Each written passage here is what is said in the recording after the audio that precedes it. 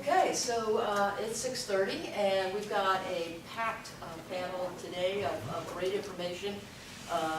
Try to get in just a small amount of time, so I'm going to go ahead and get us going right away.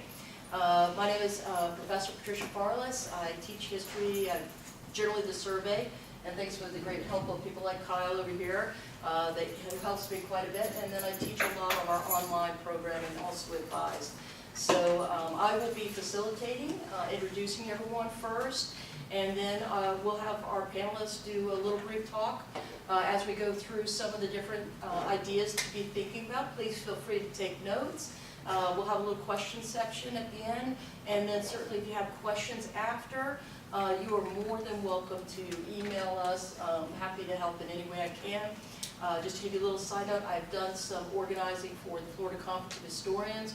It's a great conference, especially for undergrads and graduate students, where you'll be able to present with faculty members and get to learn by doing so. And if you have any questions for that, I'm always happy to help. So let me go ahead and get us started. I'll introduce our panelists first, and then we'll go through their discussions. Our first panelist will be Dr. Peter Larson. He is the chair of our department. He is our fearless leader, as I often like to refer to him as. He received his PhD in history at Rutgers University. He is the author of Conflict and Compromise in the Late Medieval Countryside, works on women in the economy in pre-modern Northern England. He came to UCF in 2006, was our graduate coordinator for 5 years from 2010 to 2015, and has been our chair since 2016, so leading us through some great changes as we go through the next few years. Kayla Capanna is an MA student here with us in our history department. She is, her thesis and research focuses on nursing and trauma in World War I, which I think is just such a fascinating topic. She examines the gendered aspects of trauma through the nurse convalescent homes. Along with her role as a student, she also works at our office and helps take care of enormous amounts of issues, including getting us where we can record. So we are very grateful. Following the completion of her MA, Kayla will pursue her PhD in history. So I'm very excited to hear where she's going to go. Kyle Kern, who works for me as a graduate teaching assistant and was generous also to come and donate his time. He is a second-year graduate student in history, specializing in early Roman Empire, Roman religion, and literacy criticism. His thesis examines the Apostle Paul and early Christianity in their early Roman context, specifically through discourses of slavery and gender. He spends most of his free time moonlighting in campaign politics. He worked in 6 states on a variety of political campaigns up and down the ballot. Wonderful. Dr. Luis Martinez Fernandez is a professor of history with a focus on the Caribbean. His most recent book is Key to the New World, a history of early colonial Cuba, and he was eager right off the bat to help us with this session, so I greatly appreciate it. And Dr. Pineda is our undergraduate coordinator. She also is the advisor of Phi Alpha Theta, our honor society, and is doing wonders with both the program and with our organization. She will talk today about the importance of preparing yourself before you appear at a conference. So we look forward to hearing from her as well. So without further ado, we're going to go ahead and get started. I had, of course, a clicker. I have no idea what I did with it. So I'm going to just get up and manually change. But Dr. Larson is going to start us off, and we'll continue from there. Okay, thank you very much. So I'm starting with, in some ways, what's the most logical thing, and that's how to find a conference to present your research. I actually spent more time thinking about this than I thought I would, because once you've done it a few times, it all just becomes natural. So I tried to break it down to how things actually work, particularly if you've never done one of these before. The first thing, the most important thing, is the call for papers, the CFP as we call it. The conference organizers will release that anywhere from a couple months to a year out from the conference itself. It kind of depends on the size of the conference and its scope as well. The CFP is what you need. It has the details about the conference itself, where it's going to be, when it's going to be, are there any special speakers, themes, usually a link to the conference site so you can get registration fees, but also have the details on what they're looking looking for in terms of papers. Whether they want individual proposals, do they want panel proposals, is it going to be a 15-minute paper, 20-minute paper, 40-minute paper? All those sorts of questions, plus the actual mechanism of submission, whether it's by sending an email to an organizer or if they have an online form that you fill out. If you see one of these calls for papers and you've missed it, don't worry. Many societies, groups, they have the conference about the same time every year, so sort of keep in mind that, if it was a March conference, the deadline was January 1st, there's probably going to be the January 1st deadline the following year for that. There can be some switching back and forth depending on kind of the size of the group, but generally, once they start holding a conference, they're going to hold it at the same time every year. Good places to find these calls for papers. This has changed a little bit in the past few years because of technology. If you go to HumanityNet, HNet, look for the groups that are relevant to what you're working on. I'm a member of HLaw and HAlbion. HAlbion is the British history listserv. They will send out calls for papers and other announcements. Some of these listservs have active discussions, and some are really just kind of posting announcements. That's where a lot used to be, and often people are looking for panelists for a panel they're making, they'll go through that. More recently, Twitter has become a major place to find calls for paper. I know a lot of younger folks have moved to other platforms that I don't understand. But academics seem to have found in Twitter a great platform for sending out announcements and having informal academic discussions. So find people who are working in your field, follow them, follow societies in your field or groups and follow them, and often that's a good way to see the announcements when they come out. And again, also people are trying to organize a panel, which I'll talk about panels in a minute, a good place to find that as well. Finally, again, depending on what you're working on, some societies still have an old-fashioned email list where they'll blast out announcements or they'll post it up on their website. So, if you're looking for know a certain group, keep an eye on their website, try to get on their email list so you see what's coming around. So you find a call for papers, now you have to work on the proposal. A couple important things, there's normally a strict word limit, could be 250, could be 300 words. There could be themes required by the conference. They might be optional, they might be required. You need to keep within those bounds. This is a great way to learn how to be very concise and very clear in your writing. Think kind of like elevator speech or what you tell your family when you go home for the holidays, what you're working on. If there's a theme for the conference, make sure your abstract or proposal ties into it. You can get creative with this. Oftentimes they like creative approaches, but if they want a certain theme, tie into that theme. Make sure your paper's hypothesis or thesis is clear, because sometimes people do the abstracts before they really know what the outcome is in, but at least make it clear what your question is going to be. Make your geography and your time period clear. Again, that might seem like a no-brainer, but sometimes that gets left out. So if you're only looking at one century at a certain time, state that. If you're one of the US historians looking at one particular day, state that. Be concise. Active verbs are great. Try to use like singular adjectives or adverbs rather than clusters. You want something sharp and dynamic, easily read, something that's clear. Again, keep in mind that people that are reading this, if it's a history conference, they're probably historians, but they may really have no clue whatsoever of the field that you're working in, especially if it's a broad general history conference. So make sure if you're throwing in specialized word, have a brief definition, say it in plainer English, make it clear to the reader what it is you're talking about. And finally, make sure the significance of the work is clear. This can be sometimes hard to work into 250 pages, but why is this important? What is special about it? What debate does it connect with? Is there something new about the evidence, something new about the method? Again, this is a conference with limited spaces, why should they pick your paper over someone else's? And once you have this drafted, find a fellow student or faculty member to read it over. Faculty, we're generally happy to do that. Pointers, we've done lots of these. We've had them rejected, we've had them accepted.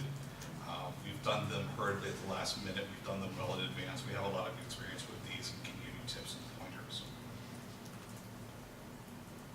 So I've mentioned panels a couple of times. Increasingly, conferences are looking for submissions of entire panels rather than individual papers. For one, it makes the organizer's job much, much easier. I was on a graduate conference committee once, and you get gazillions of abstracts coming in, history all over the globe, different time periods.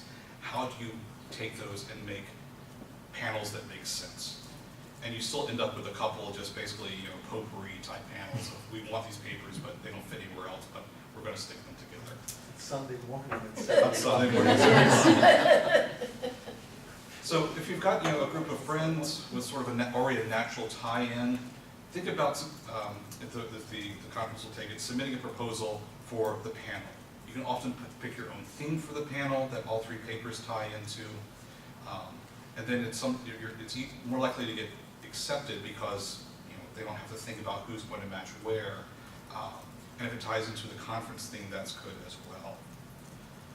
If you can arrange a panel with people from different disciplines, if it's an interdisciplinary conference, like a British Studies conference, those are very popular with organizers.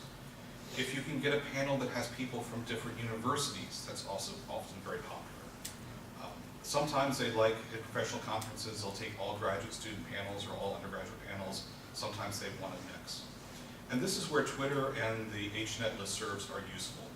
You want to go to a conference, you want to put together a panel, you need 2 other people to go with you, you can blast something out what you're looking for, whether it's something specific or not. You can also see there's often people out there that have 2 papers, but they need a 3rd one for the proposal. And they'll kind of say, email me at such and such with whatever proposal, and then they'll review those. That's how I've done panels when I've built them in the past. It's a great way to do it, and it increases your chances of getting in. The last thing I want to touch on just briefly is funding for conference travel, which can be very hard to do. As students, you can apply to the SGA. I know a number of you have done that in the past. It has its own hurdles and bureaucratic red tape, all sorts of deadlines and the rest. Some conferences will also have scholarships for students who are presenting. So you might keep an eye out on the call for papers. Do they mention any sort of support, cheaper rates, or things of that nature to go? But it can be very hard to sort of find that extra funding. One thing you shoot for is if they have any sort of paper prize, that you want to shoot, try to get that, and sometimes they come with a cash prize or a publication. But again, sort of if you're longing to go to this great conference in Paris and there's no funding available, that's an awful lot of money, whereas the Florida Conference of Historians is right down the road. There's some other great conferences within Florida that are easier and cheaper to do. So that is my kind of quick overview of finding and then thinking about paying. I'll be happy to answer questions later. And we'll take questions later. Thank you very much. And we're going to segue right into, now that your paper's been accepted, your proposal's been accepted, how do you kind of make it work within a conference framework? So Capanna is going to also take us through those steps as well. So I want to jump on to the funding a little bit. If you're a graduate student, Graduate Studies also offers funding as well, so I just want to put that out there for graduate students. So looking at your proposal has been accepted. For my first conference, I actually had the paper pre-written from a course, so coursework is always a great way to pull a paper that you already have written and that you want to submit. That's another way. That way, it's killing 2 birds with 1 stone, so to speak. You get to present your research that you've worked hard on and got a grade on. But I guess moving forward a little bit with research, in terms of once you have the paper written or you have the poster done, the one thing that I wish I had done in my first conference was kind of review the research a little bit. I think we get very comfortable once we've written a paper and think, well, I've got this, I'm just going to move forward with it. It's all in this, 20-minute presentation, 10 pages. But I think what would have been really helpful for me was reviewing the research, whether it's what's in the paper or what could possibly come up as questions, which kind of brings me to practicing with presenting. When you practice, when you present, you get a chance to kind of feel out what's missing and where your potential questions are. So whether you're practicing by yourself or with somebody, kind of helps spark that, maybe I should add this, maybe I should add that. But also in terms of practicing, it also helps you with the big words or alliteration that you think is great in a paper. You know, when you're reading it out loud, it's a big difference to say shell-shocked soldier, 3 or 4 times. It's not as fun when you're tripping over your words and you're giving a presentation. So those are things to look out for. I'm trying to think what else. In terms of presenting and refreshing on sources and whatnot, like I said, going back to that research is important because if you do get questions, you have that material to reference. That was my first conference, I did not do that. And despite feeling comfortable with the material, it was helpful in my second conference that I went back and I did a refresher. In terms of preparing the physical paper itself for reading, I would strongly recommend when you are practicing to go through and make marks on it. For example, where do you need to put a pause? Again, the alliteration, is that really the best thing right there? Another couple little things, larger font, I know we use 12-point font, but sometimes making it a little bit larger is really helpful. I wouldn't staple it. Like I did this, you want to 1, 2, 3 like this, it makes it easier, that way you're not kind of like this with the paper. And then always back everything up, and have more than 1 copy of things. I think it's important to have more than 1 copy, because again, my first conference, it was, the chair didn't have copies of the papers. So it was, well, give me your copy. And it was like, I kind of need that. But again, having that second copy is helpful, especially to the chair's solution was to kind of mark up that paper and then hand it back. So kind of, wasn't ideal, but that's why you have the copy. But yeah.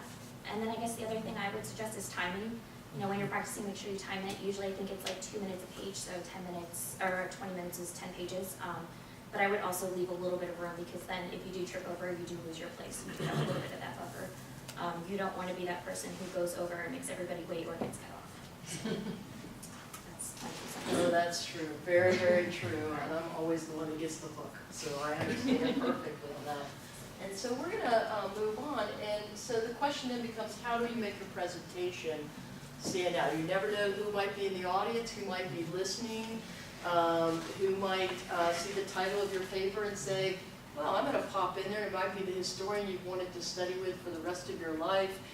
So Dr. Martinez-Fernandez is also going to kind of speak to us about that as well. Thank you for putting this together, and thanks for being here. First, I'd like to start with a little bit of history. I gave my first presentation at a conference in 1991, okay? And I got my PhD in 1990. So I'm giving you a little bit of history to tell you that back then, it was not an expectation that you present. Now we're getting to the point that, even at the bachelor's degree level, you get encouraged to do that. So the reality is that this is where we are, and there's an expectation for you to make presentations while you are in graduate school, and in some cases before. Now, there's something to be said about when you feel ready to do that. And I've been in some conferences where there have been some student presenters, not you, where they were not ready. It was a cool thing to do, to go to Miami and present at the Cuban Research Institute conference. But then the thesis of the paper was to tell Raul Castro that he needs to make microloans to merchants in Cuba so that the economy can go up. Good luck with that. The other thing is that there's something to be said about presenting too much. And that's not a problem here. It's important that you do it. Particularly at PhD level, there's so much pressure that I've known students who've fallen behind a year because they were doing too much of that. It's wonderful to have those experiences, but make sure that it does not interfere with the final objective, which is to get your degree. Now, whenever I'm going to speak, I ask myself the question, am I making an intellectual contribution? Because if not, I should stay home and not present in some relevant area. The other thing that I've thought about a lot is being yourself, right? We are under a lot of pressure in graduate programs, but graduate school is the place to find your own voice. There's pressure to read the same books, to use the same jargon sometimes, and I know there's a lot of pressure for that, but try to find yourself, not the theorist of the month. Back in the 1980s, I remember that every paper had to start with Benedict Anderson. It's just maybe an exaggeration on my part, but I want to make sure that Benedict Anderson sheds light on what I'm presenting. It's not just for the sake of mentioning somebody with a cool name. Again, find your own voice.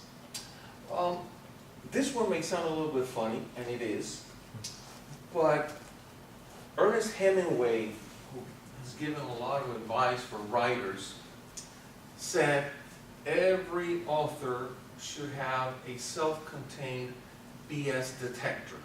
I think that's great advice. Because sometimes, and I'll confess that sometimes I've been in that position, you're writing and saying things that you don't quite fully believe. So make sure that you believe them, because you're going to be able to sell them better. So my advice, be yourself. Now, I'm going to make a confession. I've lost all shame when it comes to speaking. I wasn't like that always.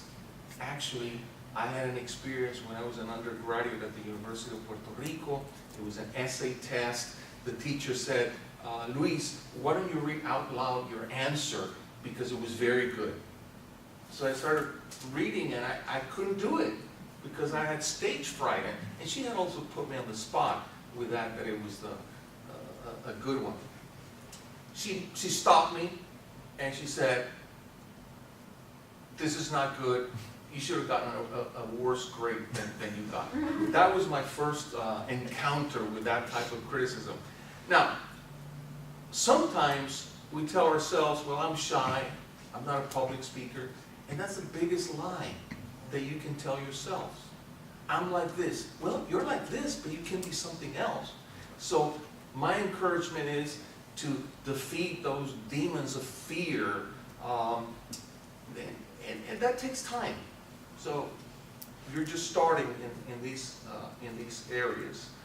I want to say something about reading papers. I don't like to listen to papers that are being read. It's tricky because you write them and you write them to sound well, and there's some literature in there. But then if you're going to use your own words extemporaneously, then it doesn't have the same literary value. One thing, I don't read them, not anymore. One thing that I used to do many years ago is you read the paper so many times that you can almost read it without reading it. But that's too much time. It's too much waste of time. So I've settled for a hybrid formula in which I tell the audience, I'm not going to read, but I want to start by reading the introduction. Because that's when you get the sense of the good writing, and then some excerpts throughout I also read, and then maybe the conclusion. But most of the time I'm just speaking. I always carry my notes. I'm just speaking without reading. And I have a last point. And the last point is, none of us are going to solve the world's problems. Certainly not as historians. I've been around higher education enough that I see, I'm carrying this cross and this paper is so essential. Not really. And what I'm getting at is, make sure that you enjoy the conference. Don't spend, and I'm guilty of this and I'm still doing it, 3 o'clock in the morning to finish the paper, try not to do that. Enjoy the paper, enjoy the input, enjoy getting to meet scholars. Don't be shy about approaching them, and enjoy the city, because sometimes these events happen in nice cities that you should have an opportunity to participate in the tours and that kind of thing. That's what I have to say. And we're going to kind of stay in the same vein with Kyle Kearns, who's going to also talk about overcoming that fear of public speaking, which is, I think, probably one of the greatest challenges that all of us, have had. A, we're students. B, tend to be more introverted as it is. Public speaking, even to this days, and I've been speaking in front of crowds of students, whether it be 50, 300, it doesn't matter. But you still get those butterflies, you still get that nervousness, and I think there's a healthiness to it, as long as you're able to get outside of your hotel room and leave and go do your presentation. So Kyle's going to also speak to that for us, and he has some previous experience that I think we'll be able to tie in. Sure. Well, I apologize ahead of time if I end up stepping on anybody's toes on accident, my co-panelists, and I also apologize for my passe cell phone, which has my notes on it.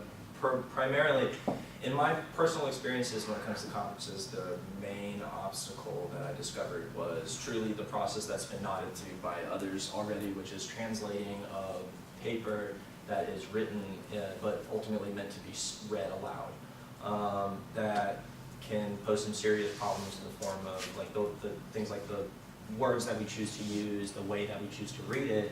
But in general, I find that being able to approach the paper, sort of being able to interrogate it for its best content that's meant to be written already is basically at least half the battle. And so, in general, I wanted to speak to that a little bit. In terms of reading aloud, what I like to do, and the conferences that I've done have been really exclusively adapting papers that have already been written into new stuff. But you can, if you don't have a paper already, you can use a piece of your previous work that maybe is in some of a similar level of caliber or on a similar subject or something like that, using similar terminology, and then essentially printing it out, reading it aloud one time all the way through. And as you go, at first making notes of where things sound clunky or ambiguous or where it just doesn't feel right. A lot of it, when it comes to me in public speaking and with reading these papers aloud, it's the feel. I can feel when something's wrong, and I know that's not the best answer in the world, but I find that that's true with others as well.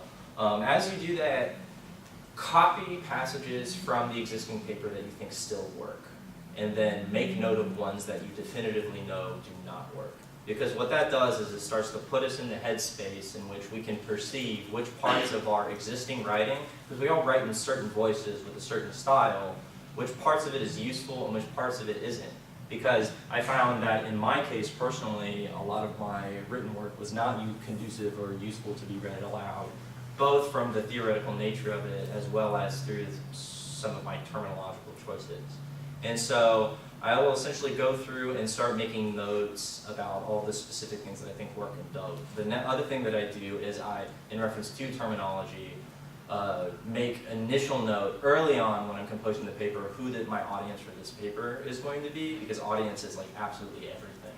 Because as Dr. Larson has nodded to earlier, there's various gradations when it comes to these conferences. Some are for general audiences on the topic of history, which would mean that your audience is most likely going to be educated, very highly educated, but non-experts in your particular field. I study antiquity. If you look through the conference panels for the Florida Conference of Historians next week, you'll notice that there's basically one panel on antiquity, and I'm on it. And so, and I know one of the other people who's on it too. That's how small it can be. So for example, I do basically all of my own translations, and if I'm authoring something that's going to be read by Dr. Dander, my thesis advisor, I'm obviously going to I've just used the Latin or just used the Koine Greek, because he can read all of those languages and read them very well. However, and then I'll put a translation of it, or the translation that I'm personally using in the footnotes, if I'm not talking about philology or anything, which happens in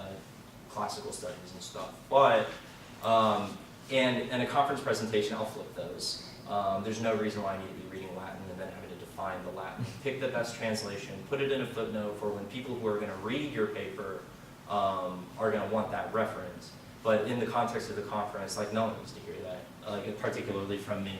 So I just take that stuff out, and then I'll use the best English translation I can. If there's not a perfect English translation of what you're doing, give context for it. It will take a sentence, and then just move on with it. But yeah, essentially as you're going through making these changes, making notes of your audience, removing obscure terminology if it needs to be removed, in my case, then what I like to do is just, out of all of that stuff that I have left that's good, I write an outline around that. And essentially it helps it helps me discover really how the abstract is going to pan out in terms of the larger scheme of things. And that's really in terms of that process. In terms of public speaking itself, it's hard to be confident in yourself when you're not that seasoned when it comes to public speaking, and that's just the main thing that we need to get over. And what that takes is, unfortunately, experience. The other preparations that one could do for public speaking is, for me personally, it's practice. But it's not the same thing for everybody else. My only advice for that is to do what comes naturally and just prepare to the level that makes you feel confident in your own abilities. For some of us, that's going to be a lot, and then sometimes we can like really move over into the too much of that particular category. But for me, too much is always enough. But that's for me. If you get anxious when it comes to public speaking and stuff, sometimes I think Dr. Martinez-Fernandez's right over preparation can really shoot you in the foot. You just have to find that balance. And then the last thing that I had talked about discussing was essentially the experience of being a student at one of these conferences in particular, and how that can very much be different from faculty experiences. And ultimately for me, my job as a student at these, or what I plan to get out of being a student at these conferences and what I have previously is to, and I'll be brief, to understand the professionalization process in general, because the thing about the conferences is that it's filled with a whole bunch of people who have been doing this for a while, and then some people who it's their first time, or some people who haven't done it very much. And so it teaches you, I think UCF does a really good job of informing their students of professionalization when it comes to the field of history. I know friends of mine who are in PhD programs who wish they did some of the things that we do. Being a terminal master's, I think, helps there. It's sort of required of us. So that's very useful, but this is a part of it. And it's part of the reason why we can get grants to go to conferences, is because it's the department recognizing and understanding that this is a sort of intricate part to the entire professionalization process of the field. So that's the first thing. The second thing is, I find that I've improved my reading and research skills as I've come out of these conferences, because outside of coursework, there's no other way to get like real feedback from your writing. You publish an article, someone reads it, says, oh, I don't like that, and then publishes a rebuttal, or someone uses your article because they do like it. How long is that going to take? That's going to take a year. Or you write a book and someone reviews it. We're not writing books yet. So, like, how else are you supposed to get real-time feedback about your writing outside of just seeking out your peers and shoving your paper in their face? And which I've done, believe me. So lots of my peers are in here. 1 o'clock in the morning emails of, is this bad? Like, that happens. But so anyway, it gives us the feedback that we need and the critique we need. And then the final thing would be simply networking, which is a part of every job, which is exhausting. It's something I don't particularly like, but I've gotten used to within the context of my other job as well. If we're applying to PhD programs and you know that someone who teaches at a university that you want to apply to, and someone who could be on a dissertation committee for you is going to be at that conference, I'd be looking at their faculty picture and saving it on my phone. and essentially looking up and trying to find the person. And then I've talked to faculty at conferences and stuff before who I just like them, I like their book, and I just wanted to introduce myself. It's a very normal part of the process. Some people could be frosty and mean, and that's fine. That's probably just who they are. Otherwise, everyone has been extremely helpful and generous when it comes to this kind of a thing, and people are looking to meet other people. So I think that's it in terms of what I would say. Thank you so much. All right, so we have one more part to discuss, which is about the culture of conferences. And if you haven't already gathered, there is a culture to them that's important to understand and to try to navigate. But I'm thinking all the time, if I hear all these bad stories, I'm thinking, every one of them, I have an example of one time I've done one of those things that we're all thinking we shouldn't be doing and we're advising, but Dr. Capanna is going to talk about the culture of it and learning and understanding that culture. Thank you. And it's a good transition from Kern to mine, because you started to talk about the culture and how important it is. So yes, definitely conference culture is very important. Just a couple of things, most of you probably know the average conference presentation is about 10 minutes, but the average conference is about 3 days. So the mistake a lot of people make, especially early on, is they go just for the presentation and they leave. That's a huge, huge mistake. Do not do that. Yeah, never do that. So I guess today, mine's brief, just 5 minutes. Some do's and don'ts is really what I'm talking about. So one thing, I had like a Japanese friend who once said, like a Japanese cultural practice, one thing about these conferences is you will be nervous because you're presenting your work, you're going to meet with people, you have to organize yourself. But she said, before a big event, carefully plan what you'll wear, because that's like a Japanese motto. I actually even heard like Miyazaki say that once before like the Oscars, because it's sort of a mindset. So if you're going to wear a suit, definitely you want to wear nice casual or a suit or something where you look, professional. It's exactly what he said just now about professionalization. And conferencing, even at this level, is definitely about networking and reaching out to people in your field. And especially if you planned on being a historian at some point, or sociologist, or whatever it might be. And you need to know these people, because this is a little secret in history. And in all academia, we all know each other, especially on a little field. I'm going to be reading at some point a grant or a publication, an award, and if I have a pile this big and I have 50 of them, but guess who, if I know 1 or 2 names in there, guess who I'm going to consider a little bit more. And most of these grants, they're all excellent. Everybody's excellent. It's like the Olympics, you win by .001, right, that running race. They're all excellent. If I pick these 2 that I know, I've seen them, and I've talked to them, I know what their work is about, and they've spoken to me, articulated really well in research, guess who's getting that? That person, those 2 people there. So conference, it's very important to reach out to people in your field, even if you're nervous about it, because these are people who will read, do grants, publications, awards. If you're planning to go to graduate school, and anything, or working for like a research company or a think tank, whatever that might be, you need to know these people who they are.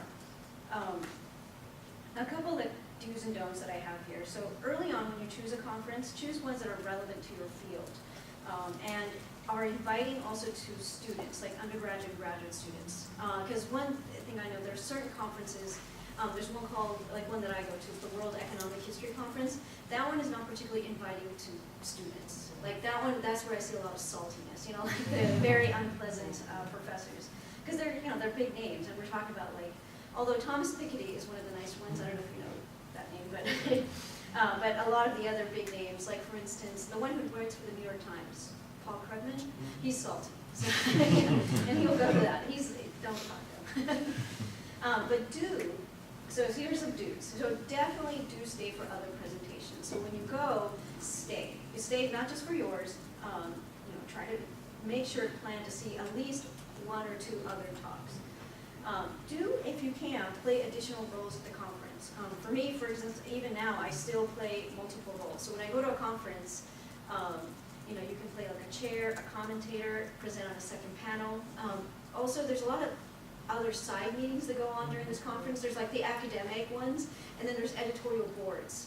Those I go to, and I'm actually now on an editorial board. And those are really important because those editorial board meetings, they tell you how you're going to get published. Like this is how you get published in the top journal in your field. And I've gone to those, and you talk to the editor and they tell you exactly what you need. And let's say you pitch ideas. That's where you pitch ideas and they're like, yeah, sure, send it to me. They give you their personal email, okay? That is really important because if I send it to the .edu, it's gonna go in a pile. Like even now, like I think most of us here, we get like 100 emails a day. They just get thrown. But if I give somebody my, exactly. Nigeria. Yeah, but if I give them my Gmail, that means I'm serious, right? So you want to do that as well, like try to do those things. So what else do I have here? Do plan, look at the program. The programs usually come out even like a month before. Do plan on who you will see and meet, like some person and everything. Plan which talks you will go to, usually those that are relevant to your field, or if there's somebody that are important that you want to talk to. Other things too that are important, and I think everyone kind of alluded to it as well, is learn informal ways of talking about your research. Because I think a lot of the times in academia, we teach you how to say like, I do this, elevator speech and everything, but you're a little bit robotic. So learn how to talk about your research. I think somebody said that, like yourself, and get your own voice. You said that. Yeah. So talk about your research the way you speak, like a normal person. And a lot of the times too, people will almost always say like, wow, that's really interesting. Let's go out for a drink. That's great. Go out for a drink with that person. Then you can talk more about your research, but then, eventually it turns into just kind of casual talk and stuff. And those things matter. They really do matter at a conference. That's part of networking. If you can, and this also comes with financing, is do try to come like the day before your actual presentation. So if you kind of feel the space, maybe see a few people and everything.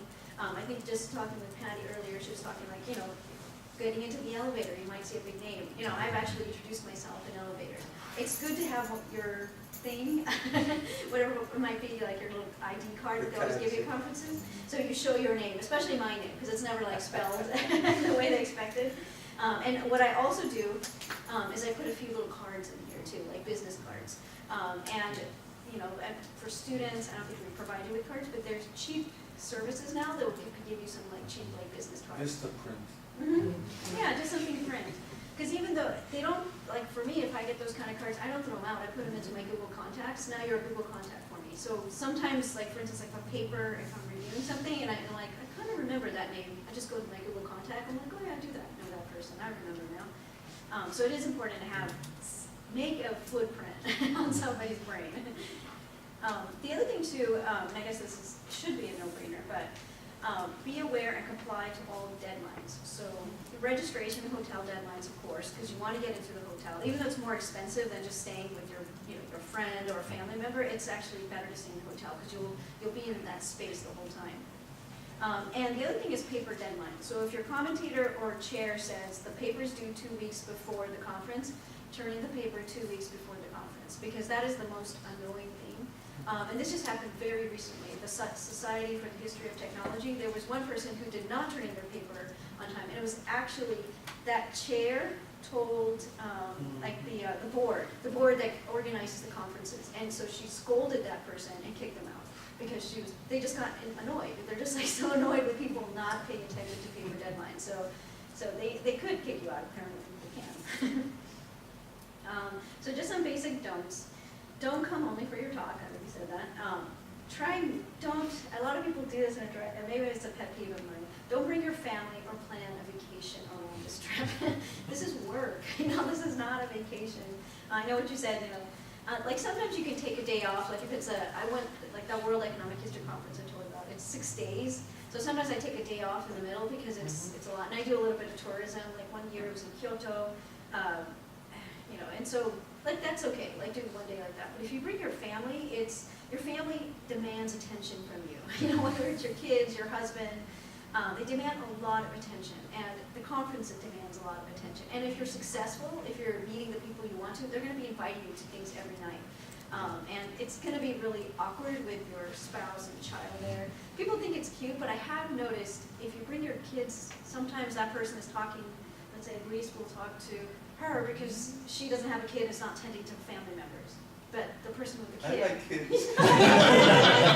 But I've seen that, and I don't think it's like intentional. It's just subconscious. Like you're probably thinking, oh, she's busy with her kid, and I've done that too before. And I try to, I try to be aware about it. But that person seems so busy with their kid, and I want to talk about work. So try not to do that. Other things too is like don't drink or eat too much. I've seen this a little bit too often. Especially don't drink too much. The other one is, the last one is don't select a conference based on location, because this is a little thing, which early on I didn't know. The nicer the place, the more likely you're going to have less people showing up to the actual conference, and that is so frustrating. So if you see a conference, because all the bigwigs that show up are not going to go there, they're going tourism, because they've done this before. They just show up for like the big events, like the major presentations, or the one where they're presenting, and then they go off with their families, or whatever it is they do. Yeah, so that's kind of, so for instance, like the 2 worst ones that I went to, and I was excited to go because they were like big conferences was the one in Paris and the one in Rio de Janeiro. But the halls were empty. There was nobody there. I was so disappointed. Anyway, so those are just my 2 cents there. Do's and don'ts for conferencing. Well, I was stimulated by listening to all of you, and I had some thoughts that came to my mind. Nice places are nice, too. Yeah. I remember many years ago, I was at a conference in Jamaica, the Association of Caribbean Historians, and I was living in upstate New York, and that was a week of sun for me and a few others, and we went into the water as the panels were going on. But they sent a commissar to fish us out. So be careful with that. The other thing that I thought about was, I'm not sure whether you use this or not, I just learned to use it. In Word, you have review and then audio, and you can listen to your paper. For me, it's wonderful. So try it someday. Not every Word program has it, but some do, and it works very well. The other thing, go to the places where they have the book fair, right? It's one of the most fun places to go. You can get free books the last day of conference for $1, $5. So think about that. And in some of the conferences, some universities have receptions. Oh, they do. And if you're older than 21, you can drink. Duke University has them and a few others. So keep an eye on those because, you may want to meet some of the folks from these receptions. That's all wonderful, wonderful advice. I go back to this one, it wasn't our department that did this, but it was another department. The don't drink too much. It's very important. Grad students got kicked out of a conference, actually. So you're going to be very nervous as it is. You're not going to be able to eat like you normally would eat. And all of that's going to get, go back to the hotel room with your buddies and drink cheaper anyway, But don't do it at the bar with the professionals you want to be able to hopefully impress and go to their doctoral program or something. So just words of wisdom, just from a couple. So I just wanted to, first of all, I put up here just real quickly a couple of things to think about timeline. Find the conference that fits, that Dr. Larson points out. It needs to make sense for you. That's the first thing. You can always run it by us. That I think is so important about our department. We want to see our students succeed. That is key for us on everything we do. So feel free to discuss it. Run it by us. We may say, hey, you may want to think about this, or you may want to think about that as things to consider. That doesn't mean we're shooting you down. We just want to make sure you're thinking about it. Submit your proposal. Certainly review it. Get someone else to look at it for you. Wait for the acceptance. And unfortunately, sometimes rejection. Don't think that if it's rejected, it's the end of the world. First of all, it may not have anything to do with your proposal. It may have to do that it didn't fit. They had more applicants than they had spaces for. Sometimes you want to just try again at another time or to a different conference. So don't necessarily take that rejection as, this is all horrible, I'll never go anywhere in my life, I'll never be successful or anything. If anything, run it back by us, run it back by someone else. Reach out to those that are actually organizing the conference and say, could you give me some feedback of why my proposal wasn't accepted? You may or may not hear back from them, but you might be surprised on that. So those are some things to be thinking about. Also, certainly, if you're doing a poster or a paper, it needs to fit the parameters that are established. So make sure you understand what those parameters are. If you only have 15 minutes to talk, you only have 15 minutes to talk about your paper or your research or present it. If you only have so much space for a panel and they will only take a certain style for a poster, then you need to make sure you understand that. Don't go in there with your laptop thinking you're going to be able to present it as a digital poster, and in fact, you've got to use the old-fashioned way. So make sure you understand what are those parameters. I think Dr. Nina, Dr. Martinez-Fernandez, everyone's pointing out, get your stuff in on time. Everyone hates the last minute. I'm going to get it to you, and next thing you know, you're trying to enjoy the conference, but you're reading someone's paper because you're the chair, and so you can give them back feedback. And so I'm missing my drinks at the bar because I'm reading your paper. And I think we've established it. You don't want to get to the point like, I won't tell you what happened my first time, but it was not a great experience. I got myself so stressed out. Anyway, I got sick, so there we go. And it happens. Don't do that to yourself. You're going to, I know it, if you take it seriously, but try to listen to what we're saying. Relax. It's going to be okay. Just make sure you're prepared and you're ready to be professional, and that's really the most important aspects that most of us, and we know if you're just presenting for the first time, it's okay. You might get every once in a while somebody that's a jerk, but most of the time people are pretty encouraging. It's not like we're in it for the money, right? So I want to do two things before we move into questions. We have a few more minutes. I want to thank, first of all, Phi Alpha Beta. I got to give a big shout out to them. They come to the rescue on everything for this department, let me tell you. So if you're not already a member of Phi Alpha Beta and you're thinking about it, I know they've already had their membership drive, but it's next year. Certainly you can join their events, stay plugged in with them, but once again, I have to give a big kudos to Phi Alpha Beta for helping to put some of our marketing material, and they help with so much. And Dr. Nina, and also Dr. Lyons, who helps to really keep a lot of this going, and I want to give a shout out to Dr. Lyons too, who wasn't here today, but she helped really put some of this together behind the scenes, so a big shout out for her as well. So with that, let me go ahead and just open it up to questions to see what we might have, and Bobby, you want to kick us off? Yeah, because I came in here having absolutely no idea what a conference is, or presenting or anything, and I have a better idea, but you mentioned a couple things about doing while other people were presenting or side stuff. And also with the presentations, are they judged or he said about peer feedback? How does that work? And the other question I thought maybe somebody mentioned about one coming up. Are they open to people who aren't presenting? Like, would I be able to go That's part I and can watch? answer easily. Most conferences, I would think, are open. They want you to come to their conferences. It looks great when we have people in the seats. So that's the first thing. And I would encourage you, if you can, to go to a conference when you're not presenting. Right. In other words, especially just to get a sense of what is that culture like. So that would be the first thing I would go ahead and address. But I'll throw it out to our rest of our panelists who might want to tackle some of the other framework if you want to talk about it, or I'm happy to. You're talking about like the side stuff that I talked about? Well, like just kind of the logistics. I've never even heard them discussed until she gave us the assignment, and I'm like, oh, okay. Yeah, it's my fault. Yeah. So the conference, there's academic ones.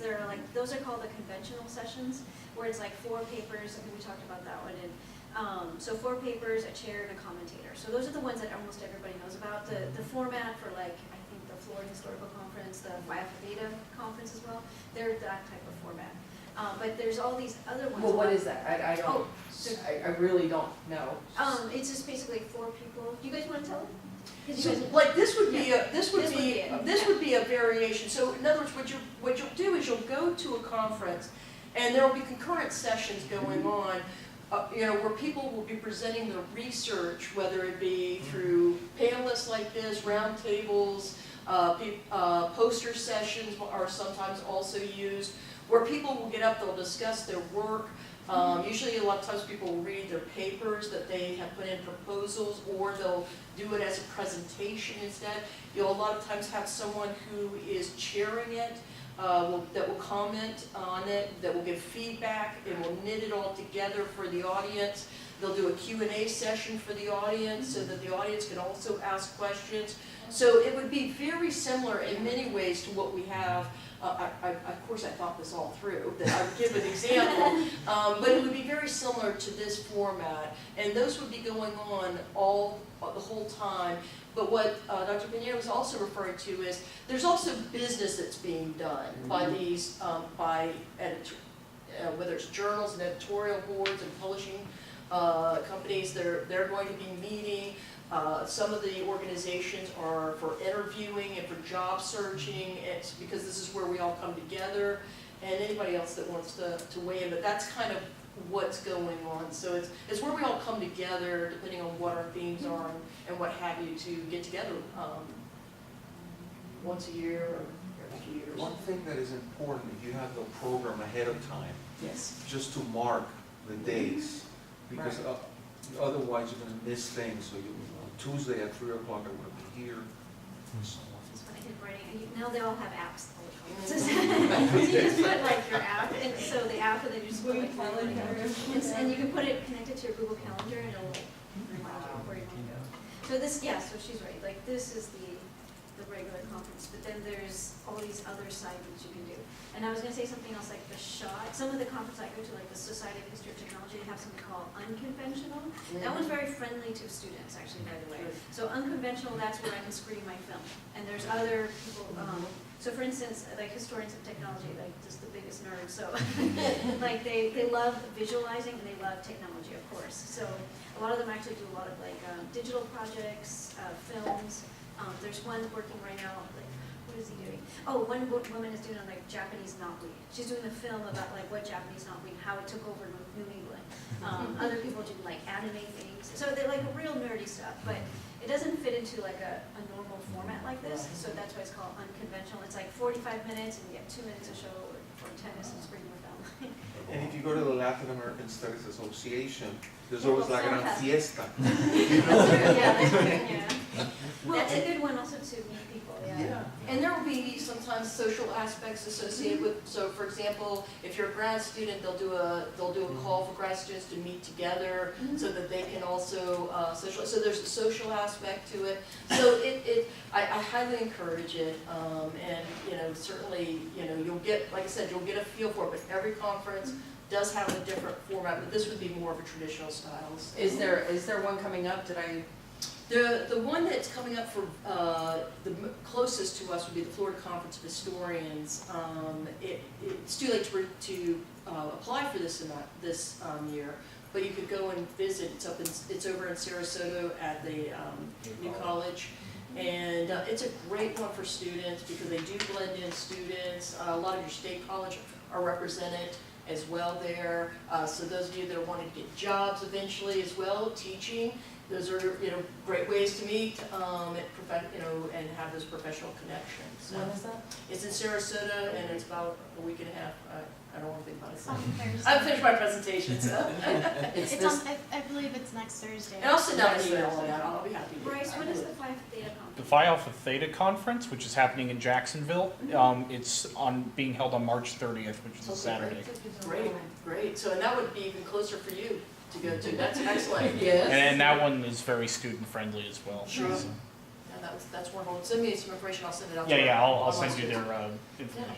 Go ahead. Is there any centralized platform that students can see what conferences are coming up that they can attend?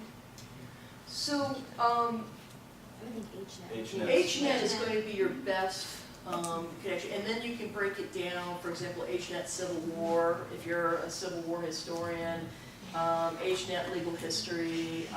So you can go into, perhaps it's HNET, I think there's Jacksonian, and there's the Gilded Age. So I mean, you could go into multiple ones. So like my research is in women's history, but it also does legal stuff. And I do Gilded Age and Reconstruction, so, you know, I kind of have several of them, probably too many, and I miss a lot of them, but that's where you'll see a lot of the call for papers.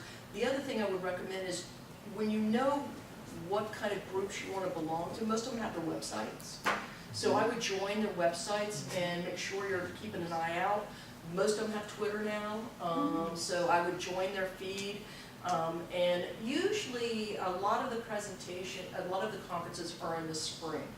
So, except for the big conferences like the AHA, most of them only have about a 6-month, maybe only a 3-month window of call for papers. In other words, you don't have to apply a year out. AHA, you've got to apply at least a year out at this point in time to even be considered. But your smaller ones, like I think the FCH just closed in December. So they can throw conferences together a lot faster. So for example, I don't know, when is the call for papers still going out for Phi Alpha Theta right now, or is it over? It closed just closed. February 1st. It just closed? Okay. So next year that would be something to think about, but one of the things I would recommend doing is going just to observe and getting a sense for what is a conference, what's going on, and you don't have that pressure on you know, to go and present and put something together, because, you know, we want you to relax, we're gonna tell you that, but most likely you're gonna be sitting there in your hotel room, reading that paper, you know, agonizing over Word, you know, and stuff, but try not to. That's our goal in doing this. And one of the things we could possibly do is, I know we've done some conference, where grad students and others have presented, where we do some mock conference, you know, to have students get used to doing that ahead of time. So that might be something coming down the pipeline in the fall or something, where we can give that experience for students before they actually go to a conference. And one of the things I do with my students is I have them go through all the steps. They even do a conference proposal in class, because it's important to understand what are those steps to doing it. So just some things to think about. So hopefully that answered your question. And if it still exists, there was at least one point a listserv for graduate students only called Grad, which you got a lot of the kind of graduate student only conferences or smaller conferences, people searching for papers. I say I don't know if it still exists because it is graduate students only. So there's no professionals on there. But it's sort of kind of created as a safe space to exchange information, but also if they're like the smaller conferences or people putting together panels, you know, to look on that listserv. So if you're going to a conference that is like particularly specialized and you have a lot of people in the audience who like are really familiar with your field, is there any way to prepare for Q&A so there's not like should you prepare for Q&A, or like is there any way to avoid like potential evisceration of your work? When they introduce you as a graduate student, and most people are not going to be savages and attack a student. So I would say, you know, you'll be getting questions, but nothing malicious. And I would say most people that see someone tearing into a grad student, Oh, yeah. trust me, we're all looking at that person going, really, you know, come on. It's you know, because we want, I mean, that's our job, we're teachers. You know, this is part of the learning process. We've all been, you know, grad students, we've all been junior faculty, whatever it might be, and everyone has relied on someone to help them, you know, on their way. So, you know, that's, you know, so does it happen? Yes, occasionally. But what I would do is, if you don't know, it's just like when you start teaching. You don't know the answer, don't try to fake it, because that will not work out. Just say, that's not something I've thought about. Thank you for that recommendation, and I would love to hear more from you later. So that's how I. Can I just say one more thing? Because this, like in economic history, which tends to be more of the aggressive fields, Yes. my advisor, when I was still a grad student, would sit in the front and stuff, so if someone did start, like, way too many questions, he would intercede, because he knew who that person was, and he'll be like, hey. You know, so it helps if you have, like, if your professor's there, because whoever's your advisor will want to see you and stuff and support you, so if that person's there, just, yeah, especially at this early stage, they'll defend you sometimes, but most professors are not. And I would say too that you've already had your paper looked at by your faculty member. You know, we know our stuff, you know, and, you know, so have that confidence too. You can always learn more, that's not the point. But it also understand that you're in good hands too with the faculty that are helping you get prepared for your presentation. Humility and knowledge is always important, I would say. Be humble about your knowledge. Because we can tell when somebody's putting up an ad. If you don't know something, It's okay. yeah, it's absolutely perfectly acceptable. Well, that's just because, look, I've been in that situations where someone asked me a question, I'm like, I don't know. That's just, you know, no, I hadn't necessarily thought of that. I'll have to make sure I look into it, what I have thought about, and then pivot to something that's directly related, but maybe can give a little bit of insight into the question that they're asking instead of the answer which you won't have. There's always a trick. You can say, well, what do you think about it? They probably want to hear themselves speak anyway, so. Yeah. Does anybody have any other questions? As an undergrad that wants to pursue higher education, do you have any advice for someone coming into this field? Yeah, absolutely. I think particularly my transition from undergrad to grad school wasn't a clean break at all. I finished undergrad and then I went and I traveled for a couple of years and came back and had finally decided I wanted to go to grad school. But I was, like you are, it seems, knew that I was going to go to grad school. I just didn't know when, but I knew it was an inevitability. But regardless of that fact, I did basically what you're doing right now, attended things like this, asked questions, and then essentially made a plan to do a few things. One, maybe get some kind of a publication under my belt by the time I finished undergrad, which actually didn't happen, but that's okay. And I still got into a couple of good programs, and everyone had a very good one.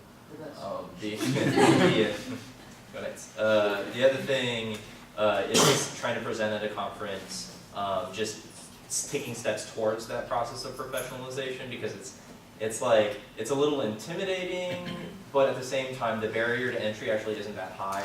There's a lot of opportunities, particularly for undergrads. I went to USF for undergrad, and the 2 out of 3 of the conferences that I did in undergrad were at the university. So I took advantage of chances that I had present in my program at my university, and then it really, really helped with all that stuff. And then the other thing is to just think about original research in an original project. It doesn't have to be a master's thesis specifically, it doesn't have to be a dissertation specifically, but starting to think about where is my niche, who am I as a scholar in terms of time, place, and subject, and then methodology, which once you get to theory in undergrad, that really helps, or history and historians, I guess we call it here, that really starts to help. But understanding who you're talking about, when you're talking about, and how you're talking about it is like a huge step that you're not going to have answered even by the time I think you get into grad school, but it will give you an idea, and it will make your admissions letters look really good if you're applying to an MA program and you're like, I don't know exactly what project I want to do, however, I am interested in these really specific stuff. They're going to look at that and go, that's good. So like really, literally just breaking apart the profession, and that's literally what they do, not to peel back the curtain too much, but that's what they do in the grad program here. They essentially, you take the profession and you deconstruct it, and then you examine each part of it and learn a little bit about it. Conferences, writing papers, getting judged by your peer review, applying for funding, all of that stuff, and just try and do as much of it as you can at your own pace, depending on whatever you want to go to school, would be my advice. Yeah, knock on doors of professors, Yes. because if there's one topic that we love to talk about, is that. So don't be shy and ask questions and. The other thing I would say is, one of the things that when we did the Florida Conference of Historians here, I thought was important to add was a poster session for undergraduates to present their research. Because it is hard to go and present a paper as an undergraduate. Some undergraduates can.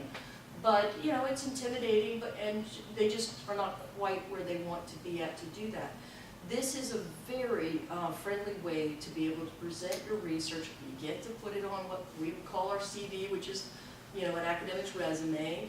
You get to say, hey, I'm already doing research and I'm presenting it at professional conferences. And there's something to be said for that. And it's, and I brought an example of one of the posters, and I think there's a few of them that are up in the hallways. From different faculty members that have worked with students that have done posters. And I would highly recommend that if you're like, I'm not ready to present a paper, but I wouldn't mind doing this, do your research as a poster. There's some different approaches to it, but certainly I think that's a way to get your feet wet and to say, yeah, I can do this, and you get to put something meaningful down on your resume or your CV and in your application for graduate school, and you'll feel good. You'll say, hey, I went and did it, and maybe next time I'm going to present a paper. And so it just gives you that step in between, and I think it's an important step. And speaking from the graduate admissions perspective, we do know that not every university has the same opportunities, or students will have the same opportunities to do things. So if you haven't presented a paper, that's not going to count against you when you're going for graduate admissions. But what we look for in your personal statement or letters from faculty, well, what have you done to take advantage of the opportunities? Is it a directed research or independent study on the topic you want to look at, where you've got a chance to really do an in-depth research paper as much as possible, or you just attended a conference. It's sort of the what is your potential? How are you making use of what you have? How are you thinking about it? And then, once you're in graduate school, then the opportunities really start to open up. Just like our football team has national champions, we're creating national champions in history. So I just want to add that you're more than welcome. Go back and watch this if you want. If you missed something, you're like, I'm not sure, we're going to have it on our YouTube channel.